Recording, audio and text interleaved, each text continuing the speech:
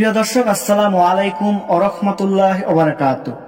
সুপ্রিয় দর্শক, আশা করছি আল্লাহ তাআলার অশেষ রহমতে আপনারা সকলে অনেক ভালো আছেন।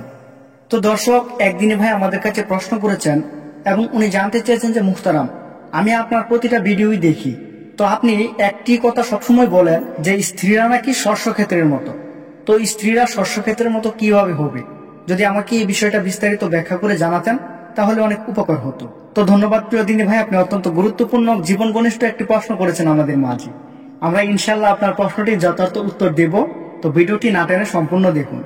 তো প্রিয় দিনী ভাই দেখুন, আল্লাহ তাআলা কোরআনে বলেছে যে তোমাদের স্ত্রীগণ হচ্ছে তোমাদের জন্য শস্যক্ষেত্রের মতো, বা তোমাদের স্ত্রীগণ হচ্ছে তোমরা যে পোশাক পরিধান করো ওই পোশাকের মতো।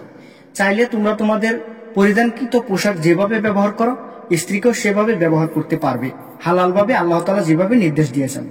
তারপর আরেকটি কথা বলেছে যে স্ত্রীরা হচ্ছে ক্ষেত্রস্বরূপ, মানে তোমরা তোমাদের ফসলের ক্ষেত্রে যেভাবে গমন করো তোমরাও ঠিক সেভাবেই স্ত্রীর কাছে গমন করো, আল্লাহ তাআলা যেভাবে আদেশ করেছেন।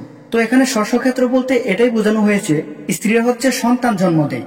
আপনি আপনার স্ত্রীর কাছে যাবেন, স্ত্রীর কাছে গিয়ে আপনি শারীরিক সম্পর্কে লিপ্ত হবেন, শারীরিক মধুর সম্পর্কে লিপ্ত হওয়ার পরে আপনাদের তো স্ত্রীর মাধ্যমে দুনিয়াতে অন্য একটি সন্তান ভূপৃষ্ঠ হবে, আপনাদের সন্তান ভূপৃষ্ঠ হবে, সেটা আপনার স্ত্রীর মাধ্যমে। তো এই যে আপনার স্ত্রী একজন সন্তান জন্ম দিল, সেটা কিন্তু আপনার স্ত্রী আপনার সন্তানকে জন্ম দিয়েছে। এজন্য যে জন্ম দিল তাকে ক্ষেত্রস্বরূপ আল্লাহ তাআলা বলেছেন।